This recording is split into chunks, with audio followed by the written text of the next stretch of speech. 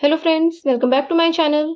आज के क्लास में हम एक्सरसाइज 10.4 का क्वेश्चन नंबर 1 और क्वेश्चन नंबर 2 सॉल्व करेंगे। क्वेश्चन नंबर 1 में हमें बोला गया है find magnitude of vector A cross vector B. Vector A और वेक्टर बी की वैल्यू हमें गिवन है, तो सबसे पहले हम vector A cross vector B find out करेंगे। और ये कैसे करेंगे? लास्ट क्लास में हमने सीखा था डिटरमिनेंट से, यानी आई कैप, जे कैप, के कैप, 1 -7 7 3 -2 एंड 2। तो चलिए सॉल्व करते हैं। सबसे पहले आई कैप का स्टेप,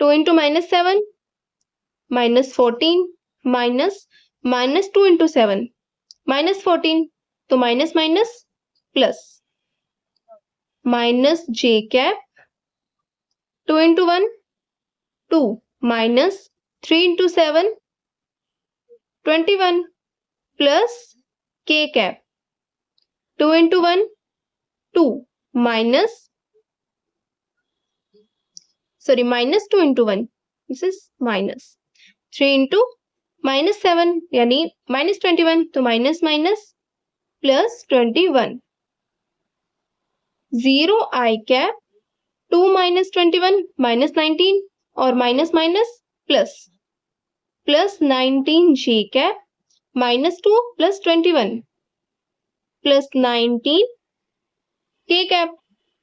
तो vector A cross vector B तो हमने फाइंड आउट कर लिया। अब हमें फाइंड आउट करना है इसका मैग्नीट्यूड।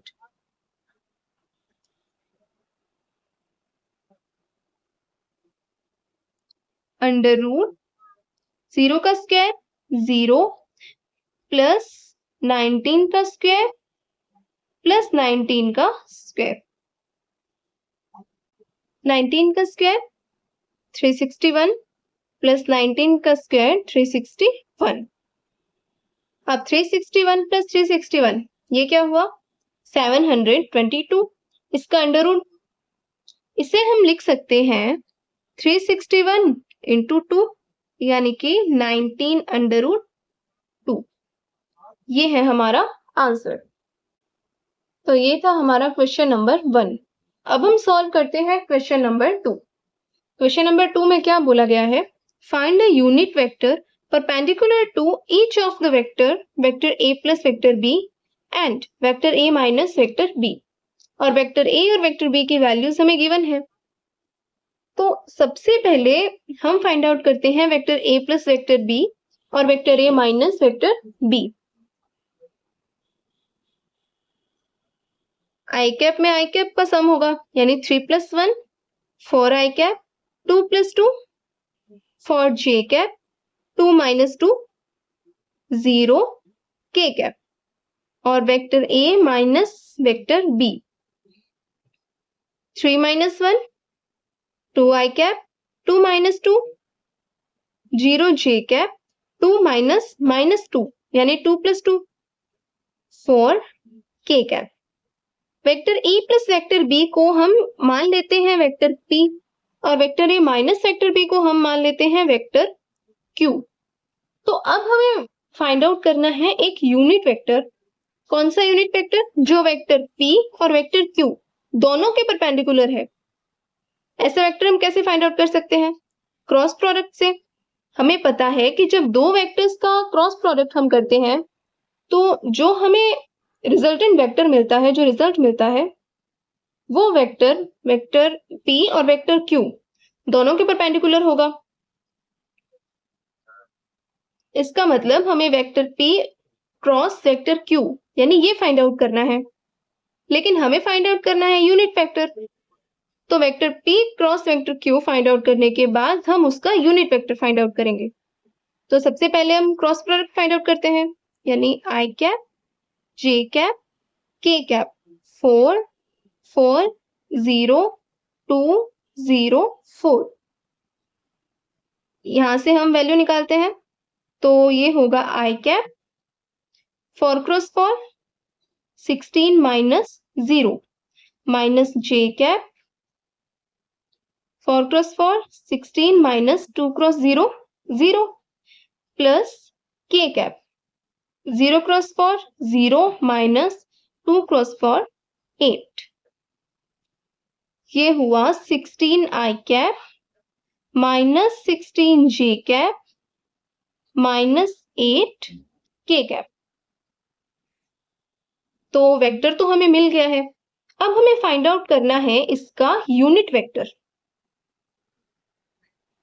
तो यूनिट वेक्टर हम कैसे फाइंड आउट करेंगे? पहले हमें इसका मैग्नीट्यूड भी निकालना पड़ेगा। तो magnitude of vector p cross vector q under root 16 का स्क्वायर प्लस 16 का स्क्वायर प्लस 8 का स्क्वायर। 16 का स्क्वायर 256 प्लस 16 का स्क्वायर 256 प्लस 8 का स्क्वायर 64, और ये टोटल जब हम करेंगे तो हमें मिलेगा 576। अब देखिए 576 किसका स्क्वायर होता है? 24, यानी हमें मैग्नीट्यूड मिला 24। अब हमारे पास वेक्टर भी है, मैग्नीट्यूड भी है, तो हम यूनिट वेक्टर फाइंड आउट कर सकते हैं।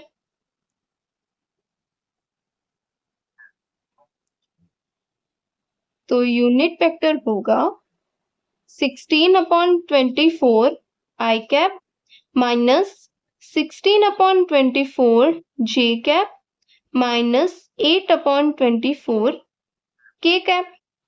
इसे सॉल्व करें तो 2/3 i cap minus 2/3 j cap minus 1/3 k cap. ये है हमारा आंसर।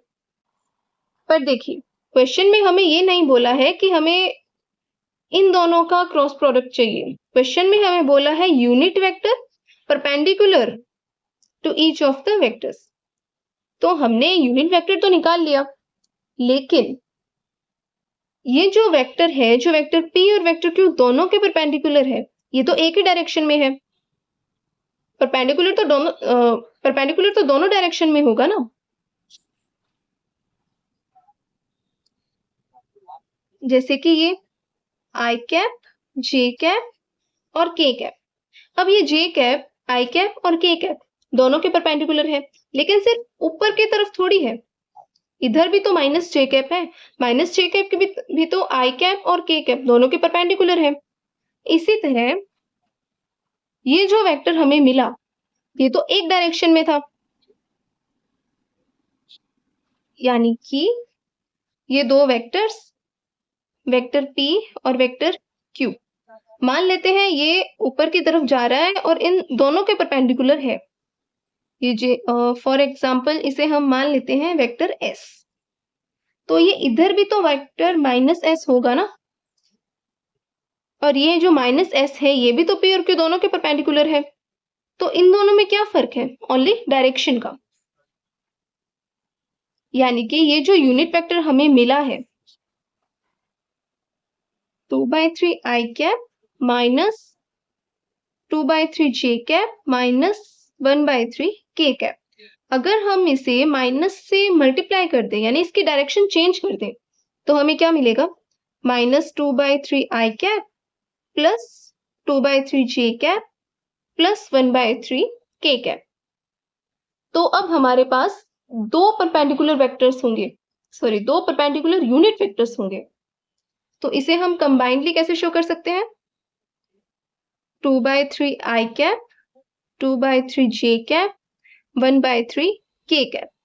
जब ये प्लस माइनस माइनस और साइन चेंज करने के बाद माइनस प्लस प्लस, ये है हमारा आंसर। तो ओके फ्रेंड्स, आपको इस क्वेश्चन में कोई डाउट है तो आप मुझे कमेंट करके पूछ सकते हैं, और वीडियोस पसंद आ रहे हैं then please like share and comment and subscribe to my channel. Thank you.